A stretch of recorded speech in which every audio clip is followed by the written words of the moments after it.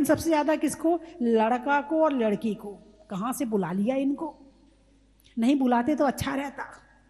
सारी शादी खराब कर दी, सारा प्रोग्राम खराब कर दिया, फोटो भी नहीं खिंच पा रही है, ढंग की वीडियो भी नहीं बन पा रही। बोलिए हाँ या ना है? ये आर्टिफिशियल लाइफ भी कौन सी हो गई? आर्टिफिशियल। घर में कपड़े धोने की मशीन है, वॉशिंग मशीन यानी है, मिक्सी है, ये है वो है, टीवी है, गीजर है, एसी है, पंखा है, कूलर है, मशीनों से घर भरा पड़ा है। मशीन मतलब आर्टिफिशियल चीज है। मशीन का क्या मतलब? पंखा क्या देता है? हवा देता है। एसी क्या देता है? हवा, ठंडी हवा देता है। और अभी कौन सी हवा चल रही है? ठंडी हवा चल रही है। तो नेचुरल हवा और आर्टिफिशियल, दोनों में अंतर है कि नहीं है? आर्टिफिशियल हवा में बीमार होते हो कि नहीं होते हो? और नेचुरल तो नेचुरल है, हैं? सर्दी आती है, धूप में नहीं बैठते, काले हो जाएंगे, क्या करें? ऐसा करते, वो हीटर चला लेते हैं। धूप में भी ताप है और हीटर में भी ताप है, लेकिन दोनों की क्वालिटी में अंतर है कि नहीं है? तो आर्टिफिशियल चीजों से घर भर गया है। ऐसे ही दिमाग आर्टिफिशियल हो गया है, ऐसे ही विचार आर्टिफिशियल हो गए हैं, ऐसे ही खाना आर्टिफिशियल हो गया है। खाना है, खाना दिखता है मगर है नहीं है। ये जो वर्तमान में चल रहे हैं ना चाइना के आइटम, चाइनीज हैं, फास्ट फूड, हाँ, लेकिन ये दिखते हैं कि खाना है मगर हर खाने के साथ बीमारी है। हर खाने के साथ जो भी रखा है उसके साथ लिख के भी रखना चाहिए कि इसके साथ ये बीमारी फ्री, ये बीमारी फ्री, ये बीमारी फ्री। नहीं, ऐसा नहीं कि आप मान जाओगे, आप तो मानने वाले नहीं हो। इसको कहते हैं व्यसन। जो गुटखा होता है, गुटखे की पुड़िया में एक तरफ बिच्छू बना होता है और उसमें लिखा भी होता है इससे कैंसर होता है। क्या लोगों ने खाना छोड़ दिया? नहीं छोड़ा ना। ऐसे आप भी नहीं छोड़ने वाले। फिर जब वो यहाँ कैंसर होता है ना, यहाँ फिर घर वाले टेंशन करते हैं, फिर बीमारी कराते फिरते, इलाज करवाते फिरते हो, इस डॉक्टर के पास जा, इस डॉक्टर के पास जा, इसके यहाँ जा, ऐसा कर ऐसा कर। फिर लगता हाय मैंने क्यों खाया गुटखा। और कुछ तो ऐसे मिलेंगे कि बीमारी के बाद भी नहीं छोड़ेंगे। इसको कहते लत, इसको कहते व्यसन, है ना। क्या पहले के लोग भोजन नहीं करते थे? अरे बोलिए ना, करते थे। और आज के लोग भोजन करते हैं। अब मीठे के नाम पर क्या होता है? चॉकलेट। क्या होता है? चॉकलेट। पहले बूंदी होती थी, इमरती होती थी, बालूशाही होती थी, हलवा होता था, ये मीठा होता था। और अब बात समझ में आई कि नहीं आई? है, यानी खाना पूरा चेंज हो गया है। और जितना भोजन चेंज हुआ है, जितने आर्टिफिशियल हुए हो, उतनी बीमारियां। पहले छोटे बच्चों में इतनी बीमारियां नहीं सुनी होंगी कि पैदा होते ही शुगर हो गई, पैदा होते ही बीपी हो गया, पैदा होते ही हार्ट में छेद हो गया, पैदा होते ही पता नहीं कितनी तरह की बीमारियां हैं आने लगी हैं, है ना। और अब ये बीमारियां कहाँ से आई हैं? कहाँ से आई हैं? भोजन से। कहाँ से आई हैं? भोजन से। तो भोजन कैसा होना चाहिए? नेचुरल होना चाहिए। नेचुरल चीज पर बना हुआ होना चाहिए और भोजन भी नेचुरल होना चाहिए। सबसे अच्छी हमारे यहाँ क्या माना जाता? दाल रोटी खाओ, प्रभु के गुण गाओ। अब वो छोटा बच्चा कहता क्या है मम्मी, रोज रोज रोटी बना के रख देती हो, हमें नहीं खाना है। हाँ, रोज रोज रोटी।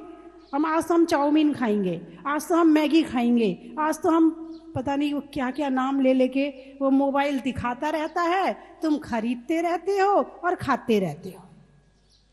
बाजार तुम्हारी जेब में है और दिखाने का तरीका इतना अच्छा होता है, इतना अच्छा होता है कि अच्छे से अच्छे आदमी का मन डिग जाए। दिखाने का तरीका इतना अच्छा होता है और चीजें उसमें ऐसी डाली होती हैं जो तुम्हारी जीभ को पकड़ लेती हैं, और जीभ को पकड़ लेती है दोबारा मांगता और चाहिए। जैसे गुटखा है ना, एक दो चार बार खा लो, पहले तुम गुटखा खाते हो फिर गुटखा तुम्हें खाता है। भाई पहले तुमने एक बार तुमने खाया, 2 बार खाया, 3 बार खाया, 4 बार खाया, 5 बार तुमने गुटखा खाया, 6वीं बार से खाना नहीं पड़ेगा। ये जीभ कहेगी लाओ गुटखा, लाओ, याद आ रही गुटखा देना, जरा तलब हो रही है, जरा सिगरेट देना, बीड़ी देना, शराब देना, ये सारी चीजें वही हैं। पहले तुम गुटखा खाते हो फिर गुटखा तुम्हें खाता है।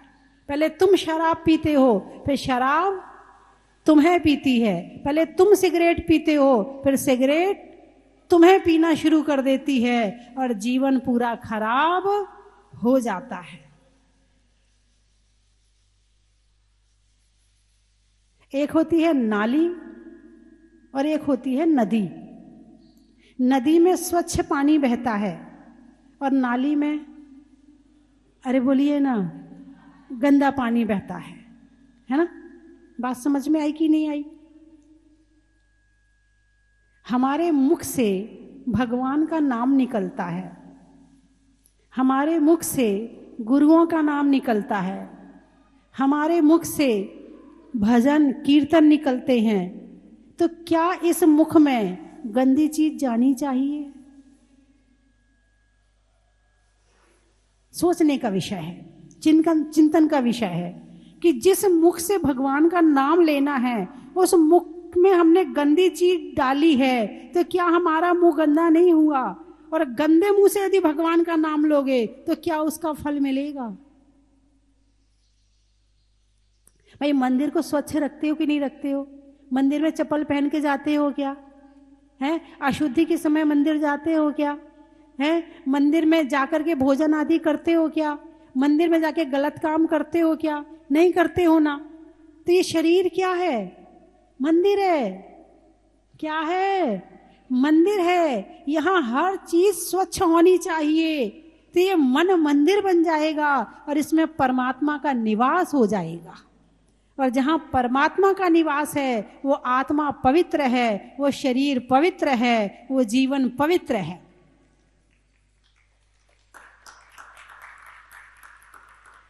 तो पहले के लोगों का जो खाना पीना था वो नेचुरल था। कैसा था? नेचुरल था। हाँ, उसमें कहीं कोई एक तो अभी कल परसों की बात महाराज जी से चर्चा चल रही थी कल स्वाध्याय में। महाराज जी महाराष्ट्र कर्नाटक होके आए हैं। बोले वहाँ शादी होती है तो वहाँ केवल 4 चीज बनती है शादी में। कितनी चीज? 4 चीज। एक वो दलिया का हलवा यानी मीठा वाला हलवा, और एक नमकीन चावल, नमकीन चावल, नमकीन दलिया, नमकीन चावल, पूड़ी और सब्जी। शादी में केवल इस 4 चीज के अलावा 5वीं चीज नहीं होती है, चाहे कितना बड़ा आदमी क्यों ना हो। ये होती है नेचुरल, जो है सो है, जो जरूरत है बस उतना ही है, उससे ज्यादा की जरूरत नहीं है। बोले वहां बड़े से बड़े पंचकल्याणक हो जाएं, बड़े से बड़ी चीजें हो जाएं, तो वहां पर ये सब चीजें नहीं होती हैं। और बोले वहां जाओ तो वहां पर तो आहार में क्या, ज्वार की रोटी, छाछ, मट्ठा और 1-2-4 सामान और ले लो, समझ लो, 1 सब्जी 2 सब्जी बस। घी खूब खिलाते हैं, घी में कमी नहीं रखते, घी खूब खिलाते हैं। और चावल तो वहां का प्रिय भोजन है, खूब घी डाल डाल के चावल खिलाते हैं, बिल्कुल नेचुरल भोजन है। और आज यहाँ चौका लगाओ तो सामान आदमी तो कहेगा मैं चौका लगा ही नहीं सकता भाई, काजू भी चाहिए, किशमिश भी चाहिए, बादाम भी चाहिए। महाराज माता जी खाएं ना खाएं वो बात की बात है, लेकिन दिखाने को तो चाहिए। और जब लोग आहार देखने आएंगे तो लोग क्या कहेंगे, इनने काजू भी नहीं रखे, किशमिश भी, बादाम भी नहीं, मुनक्का कुछ नहीं रखा इन्होंने।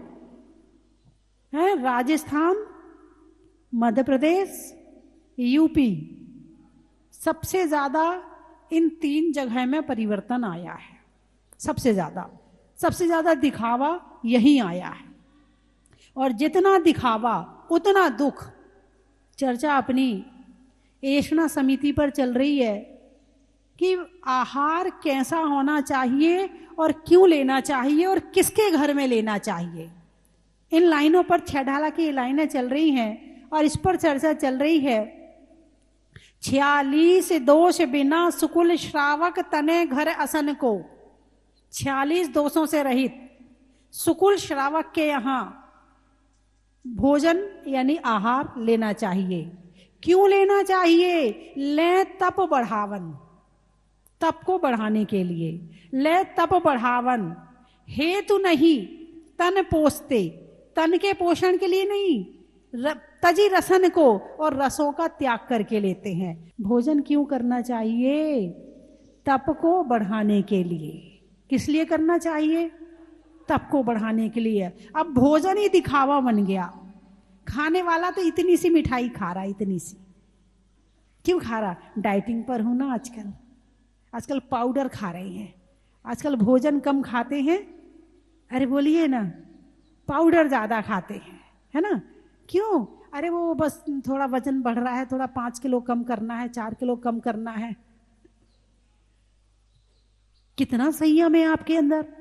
आपने डाइटिंग वजन को कम करने मिठाई छोड़ दी, आपने वजन को कम करने के लिए तले पदार्थ छोड़ दिए, है ना? कितना संयम है आपके अंदर। लेकिन यहां जो छोड़ रहे तजी रसन को, यहां क्यों छोड़ रहे हैं? यहां छोड़ रहे हैं तपस्या करने के लिए। किस लिए छोड़ रहे हैं? आपको छोड़ना है, मेरा 4 दिन तला नहीं खाऊंगी, 4 दिन का नियम है। मैं 1 दिन सप्ताह में मीठा नहीं खाऊंगी, मैं सप्ताह में 1 दिन घी नहीं खाऊंगी, मैं सप्ताह में 1 दिन तेल नहीं खाऊंगी, मैं सप्ताह में 1 दिन दही नहीं खाऊंगी। ऐसे नियम लो ना। मैं सप्ताह में 1 दिन उपवास करूंगी, अष्टमी चतुर्दशी एकासन करूंगी अथवा उपवास करूंगी। धर्म को लक्ष्य बना के करो ना, डाइटिंग करने की जरूरत ही नहीं पड़ेगी। जो धर्म को लक्ष्य नहीं बनाता है उसको डाइटिंग की जरूरत पड़ती है। पैदल चलते नहीं है, किसी के पांव में तेल लगाते नहीं है, कपड़े धोते नहीं है, कपड़े निचोड़ते नहीं है।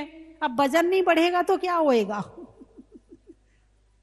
पहले की महिलाएं मोटी नहीं होती थी, और मैं तो पर्सनालिटी से पता लगा लेती लोग कहां से आ रहे हैं। हाँ, 100 में से 70% 80% बिल्कुल सही निकलता कि ये कहाँ का है, उसके स्ट्रक्चर से, कि कौन के कहाँ के लोग कितनी मेहनत करते हैं और क्या खाते हैं। ये एमपी का है कि यूपी का है कि दिल्ली का है कि हरियाणा का है कि महाराष्ट्र का है कि कर्नाटक का है, देख के पता चल जाता कि कहाँ का है। जहां के लोग मेहनत करते हैं वजन कम रहता है, और जहां के मेहनत कम करते हैं, मतलब कम करते हैं और खाते ज्यादा है, आते पूरी पूरी फैमिली।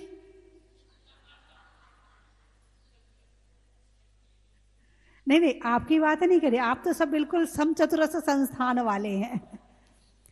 समचतुरस्र संस्थान समझते?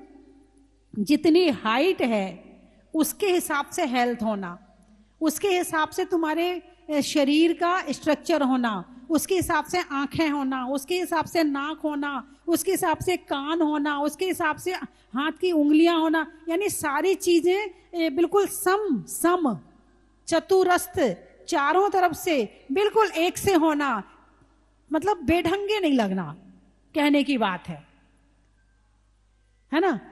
अब वो ज्यादा पतला एक कह रहा है मैं खाऊंगा नहीं, और बेचारी वे आजकल की छोटी बच्चियों पे तो सच में मुझे इतनी दया आती है, इतनी दया आती है। इतनी छोटी छोटी, मैं दूध नहीं पीऊंगी, मैं मोटी हो जाऊंगी ना। हो जो काम मम्मी कर रही है वही उसकी बेटी कर रही है।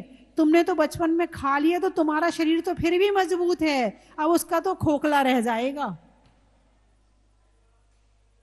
उसका तो शरीर क्योंकि बचपन होता खाने के लिए, जवानी होती खाने के लिए, खा के शरीर भरता है, फिर वो शरीर पूरी जिंदगी काम आता है।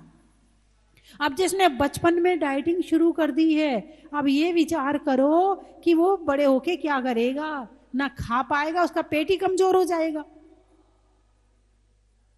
तो भोजन का एक सिस्टम है, प्राकृतिक रूप से भोजन कैसा करना चाहिए, इस बात का ज्ञान होना बहुत जरूरी है, बहुत जरूरी है। और जिसको ज्ञान नहीं है वो कहीं ना कहीं बीमारी की चपेट पे आ जाता है, या ज्यादा खा के आ जाता है या ज्यादा कम खा के आता है, क्योंकि शरीर में कहीं कैल्शियम की कमी हो, क्योंकि डाइटिंग ज्यादा कर ली, कहीं कैल्शियम की कमी हो गई, कहीं विटामिन की कमी हो गई, कहीं किसी चीज की कमी हो गई, नमक की कमी हो गई, शुगर की कमी, कुछ ना कुछ कमी आ जाएगी। और क्या होगा, और फिर वो बीमारी, फिर गोलियां खाओ, फिर दवाइयों के ऐड आते हैं, यदि ऐसा लग रहा है तो ये दवाई खा लो, ऐसा लग रहा है तो ये दवाई खा लो, ऐसा लग रहा है तो ये दवाई खा लो।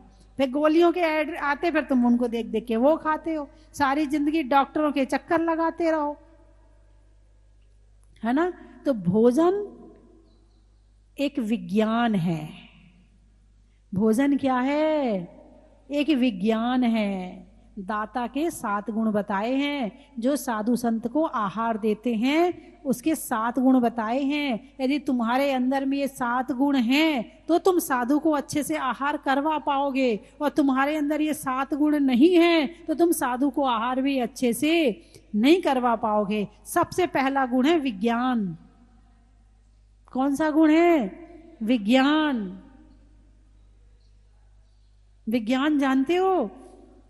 ज्ञान के आगे वी लगा दिया, विशेष ज्ञान, विशेष का वी ले लिया और ज्ञान को के आगे लगा दिया, इसको कह दिया विज्ञान।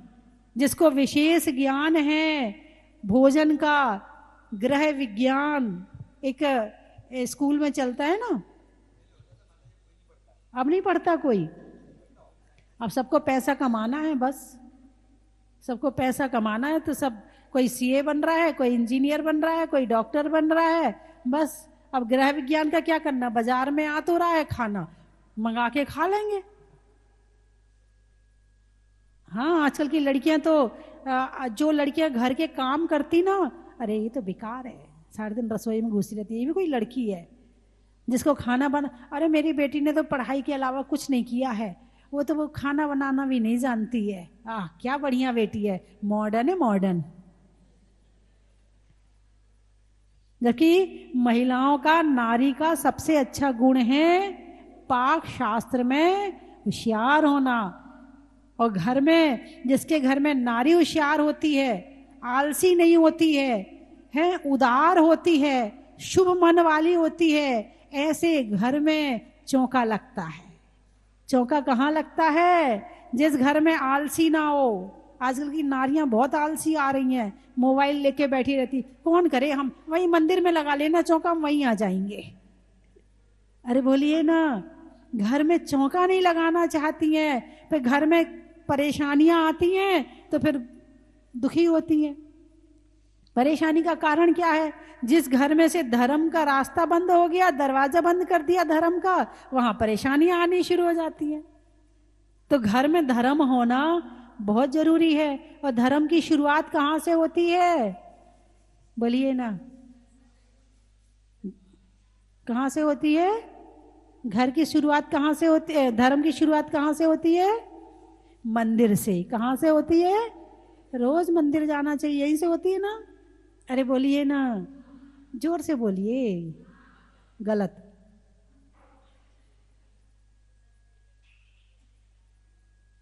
धर्म की शुरुआत होती है रसोई से। जिसकी रसोई में धर्म है, उसके मन में धर्म है, उसके जीवन में धर्म है, और उसका मंदिर का धर्म पल जाएगा। और जिसकी रसोई में धर्म नहीं है, चाहे अष्टमी हो, चतुर्दशी, रात को खा रहे, आलू प्याज खा रहे, बाजार का मंगा के खा रहे, चाहे 10 लक्षण चल रहे हो, चाहे अष्टानी का चल रहे हो, कोई विवेक नहीं है। दिन में खा रहे, रात में खा रहे, कोई विवेक नहीं है। जैसे पशु पक्षियों को खाने का विवेक नहीं होता है, ऐसे मनुष्यों को भी यदि खाने का विवेक नहीं है तो पशुओं में और मनुष्यों में अरे बोलिए ना। नहीं नहीं, मैं नहीं कह रही, मैं नहीं कह रही। पशुओं के सामने कुछ रख दो खाने के लिए, उन्हें तो भूख लगी है, खाना है ना। और आपके सामने कुछ दिखा दो, अच्छा बढ़िया सा दिखता हो, बस तुम भी खाने तैयार हो जाओगे। तो तुम में और उनमें अंतर क्या है? क्या खाना, कैसा खाना, कब खाना, क्यों खाना, इस बात का ज्ञान होना जरूरी है। और जो खुद का ज्ञान रखता है, जो संतों को आहार देगा, तो उन्हें ज्ञान रहेगा मौसम कौन सा चल रहा है, बारिश का मौसम है कि कौन सा मौसम है। लेकिन नहीं, वहां तो बस हमसे ले लो, चाहे दूध के ऊपर जूस देना पड़े, मगर हमारे हाथ में जूस है तो तुम ले लो बस। ये नहीं देखना कि तुमने क्या लिया क्या नहीं लिया, ये नहीं देखना है, बस हमारे हाथ में है ना। और जिससे ना लो, माता जी ने हमारे हाथ से लिया नहीं, हमारे हाथ से लिया नहीं, हमारे हाथ में आते ही मना कर देती हैं, शिकायतें शुरू हो जाती। अरे ज्ञान तो लगाओ कि कौन सी चीज के कितने ग्रास चलने हैं, कौन सी चीज कब किसके बाद देनी है, 24 घंटे में एक बार आहार लेना है। तो इस बात का ज्ञान होना जरूरी है कि कितना कितना लेना है, कितना पानी लेना है, कितनी रोटी लेना है, कितना चावल लेना है, कितना फ्रूट लेना है। इस बात का ज्ञान होना बहुत जरूरी है। अब भोजन ही भोजन ले लेंगे और पानी नहीं लेंगे तो दिक्कत हो जाएगी, पानी ले लेंगे और भोजन नहीं लेंगे तो दिक्कत हो जाएगी, जूस ही जूस ले लेंगे और नहीं लेंगे चीजें तो दिक्कत। तो बैलेंस क्या करना पड़ेगा? बैलेंस बनाना पड़ेगा कि कौन सी चीज कितनी लेनी है। इस बात का यदि ज्ञान है तो त्यागी व्रतियों को ज्यादा होता है। जो अपने भोजन को सीमित कर लेते हैं, उन्हें अपने भोजन में ज्ञान हो जाता है धीरे धीरे, शरीर का ज्ञान। कुछ लोग कहते हैं हमें तो सब चलता है, अरे माता जी क्या है, इसके बाद ये नहीं खाने, इसके बाद ये नहीं, हम तो सब खा लेते हैं। कुछ लोग कहते हैं मुझसे आके कहते हैं आहार में, कहते अरे माता जी कुछ नहीं होता, ले लो ना, इसके बाद ये नहीं लेना, इसके बाद ये नहीं लेना, इसके बाद ये लेना, इसके बाद। माता जी कुछ नहीं होता, हम तो सब खा लेते हैं, जो जब आता हम तो सब खा लेते हैं। 40-45 तक तो शरीर सहन कर लेता है, उसके बाद खा के दिखाना, उसके बाद खा के दिखाना, फिर पता चल जाएगा। जब अब पता चलना शुरू से सीखा नहीं, और जब सीखा नहीं तो बीमारियां शुरू हो गई। अब बीमारियां अभी भी यही नहीं पता कि क्या खाना क्या नहीं खाना, जो नहीं खाना वो भी खा रहे हैं, पता ही नहीं है कि क्या खाना। फिर टेस्ट करवाते फिरते हैं, फिर एलर्जी टेस्ट करवाओ, ये टेस्ट करवाओ, वो टेस्ट करवाओ। अरे बोलिए ना, हाँ या ना। तो एक महिला महिला नहीं होती है, एक माँ माँ नहीं होती है, एक वैज्ञानिक होती है। और जिस घर की माँ महिला वैज्ञानिक है, उस घर में बीमारियां कम आएंगी। और जिस घर की महिला वैज्ञानिक नहीं है, उस घर में बीमारियां आती चली जाएगी। चलिए मैं 3 चीजें बोलूंगी, आपको कहना बड़ा ही महत्व है ना। हवा के रुख का, हवा के रुख का, जीवन में सुख का, शरीर में एक मुख का बड़ा ही महत्व है। रसोई में धनिया का, जातियों में बनिया का, और घर में एक मुखिया का बड़ा ही महत्व है। अनाज में चने का, गर्मी में पने का, और बड़ों की बात मानने का बड़ा ही महत्व है। हिंदी में मात्रा का, स्कूल में छात्रा का, और आज रोपा वालों की यहाँ तक की पद यात्रा का बड़ा ही महत्व है। सावन में बिया का, दिवाली में दिया का, और आने वालों में हाट पिपलिया का बड़ा ही महत्व है। सूरत प्रभु की मूरत का, मनुष्यों की जरूरत का, और आने वालों में सूरत का बड़ा ही महत्व है। बच्चों में शोर का, जंगल में मोर का, और आने वालों में इंदौर का बड़ा ही महत्व है। टोंक अच्छा, सब्जी में छौंक का, दिल्ली में चांदनी, क्या बात है। और आने वालों में टोंका, बड़ा ही महत्व है। बांसवाड़ा, अच्छा। गर्मी में घड़ा का, तौलने में धड़ा का, और आने वालों में बांसवाड़ा का। बड़ा ही महत्व है। शाहपुर, गाने में सुर का, रिश्तों में ससुर का, और आने वालों में शाहपुर का। बड़ा ही महत्व है। किशनगढ़, वृक्षों में बड़ का, नहीं करने में गड़बड़ का, और आने वालों में किशनगढ़ का। बड़ा ही महत्व है। जयपुर, अच्छा। सांस के सुर का, सांस के सुर का, देवों में असुर का, और आने वालों में जयपुर का। बड़ा ही महत्व है। एटा, माँ के बेटा का, माँ के बेटा का, और बच्चों में टाटा का, और आने वालों में एटा का। बड़ा ही विदिशा, महत्व है। सोने के लिए निशा का, मिलने में अच्छी दिशा का, और आने वालों में विदिशा का। बड़ा ही महत्व है। जबलपुर, अच्छा। पशुओं में खुर का, गाने में सुर का, और आने वालों में जबलपुर का। बड़ा ही महत्व है। नागौर, देखने में गौर का, होने में सुबह सुबह भोर का, और आने वालों में नागौर का। बड़ा ही महत्व है। फरीदाबाद, खेत में खाद का, भोजन में सलाद का, और आने वालों में फरीदाबाद का। बड़ा ही महत्व है। दिल्ली, त्रियंचों में बिल्ली का, डंडा में गिल्ली का, आने वालों में दिल्ली का। बड़ा ही महत्व है। गुवाहाटी, ट्रेन में टीटी का, घर में बेटी का, और आने वालों में गुवाहाटी का। बड़ा ही महत्व है। गोरदा, कोटा, फूल में कांटा का, रसोई में आटा का, और आने वालों में कोटा का। बड़ा ही महत्व है। बोरी, अच्छा। घर में छोरी का, नहीं करने में तोरी मोरी का, और आने वालों में बोरी का। बड़ा ही महत्व। बांसा, बांसा। अच्छा। नहीं होने में निराशा का, अच्छी काम की आशा का, और आने वालों में बासा का। बड़ा ही महत्व है। गड़ी, भोजन में बड़ी का, बूढ़ों में छड़ी का, और आने वालों में गड़ी का। बड़ा ही महत्व है। बोल दिया। दुर्ग, अच्छा। गणित में वर्ग का, गोत्र में गर्ग का, और आने वालों में दुर्ग का। बड़ा ही महत्व है।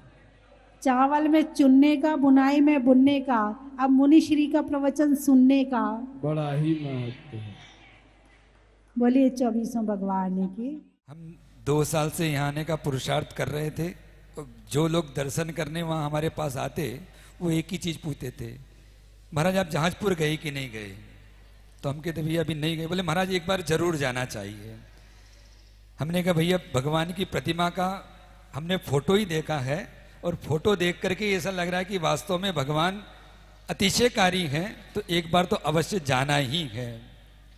और पुण्य का उदय आया कि 2 वर्ष में पुरुषार्थ करते करते यहाँ आ पाए, और आते ही जब भगवान के दर्शन किए तो वास्तव में भगवान में एक विशेष आकर्षण है, जो ऐसा लगता है कि कभी छोड़ना नहीं।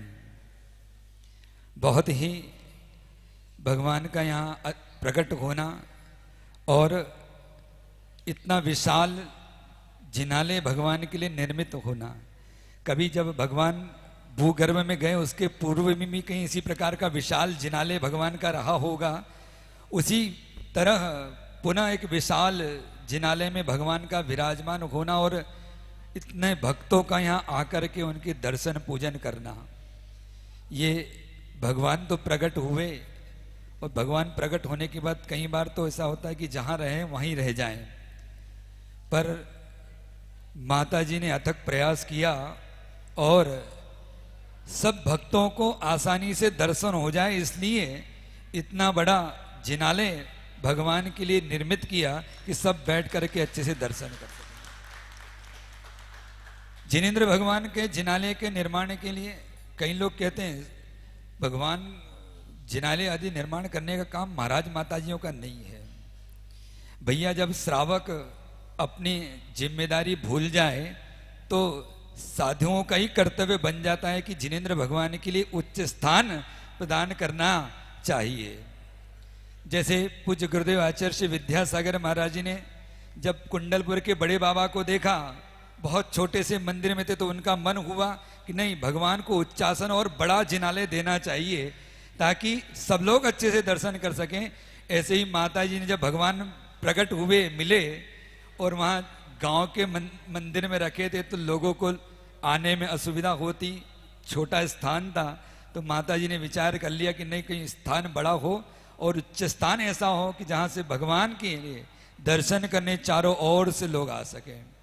यहाँ आने के बाद भगवान के दर्शन करने के द्वारा तो मन प्रसन्न हुआ ही है, पर यहाँ के जिनालय की व्यवस्था और आसपास क्षेत्र की व्यवस्था देख करके भी प्रसन्नता होती है।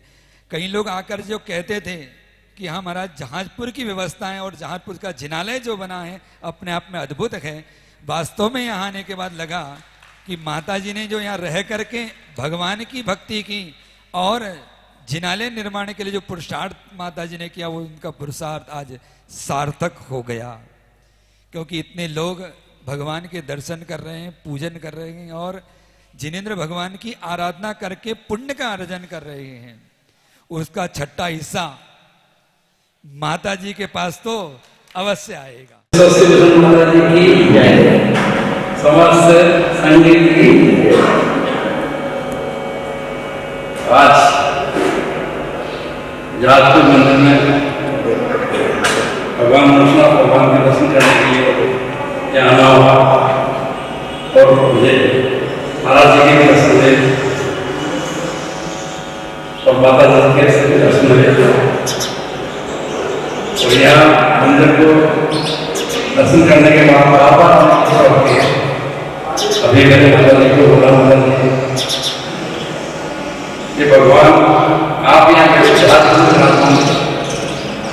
और भगवान के प्रकट में आप यहाँ कैसे प्रकट हुए, इतने समय प्रकट हुए और आपके यहाँ जिंदगी में आपके निमित्त से मंदिर के क्षेत्र बड़ा बना था, इसीलिए भगवान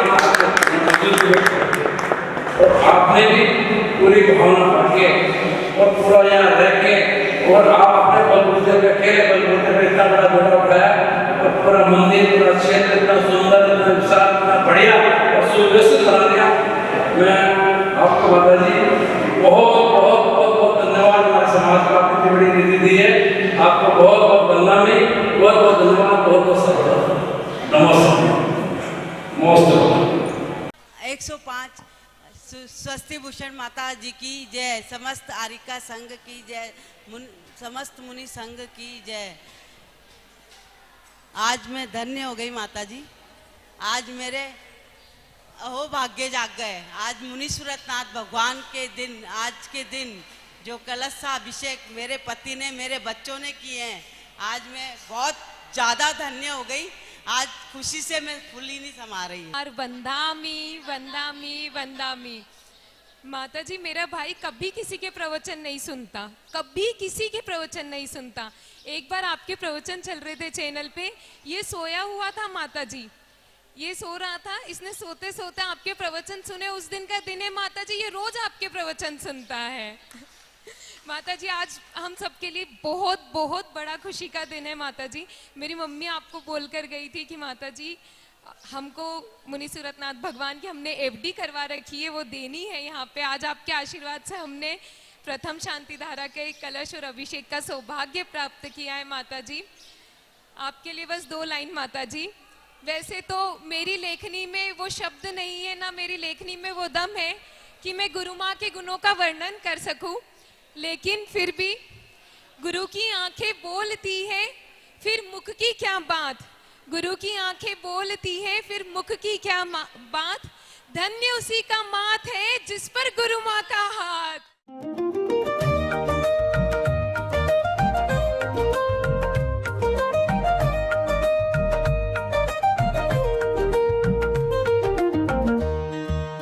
कंचन की थाल को सजाओ रे आज, रत्नों की थाल को भर लाओ रे आज।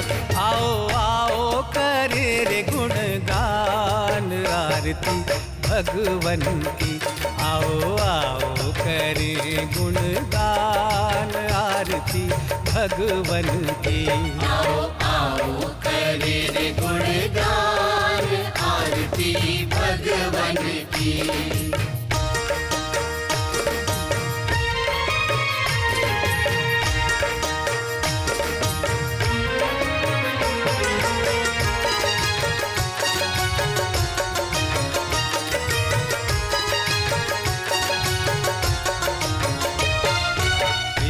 सुमित्र के राज दुलारे, माँ पद्मा जी के नैनों के तारे।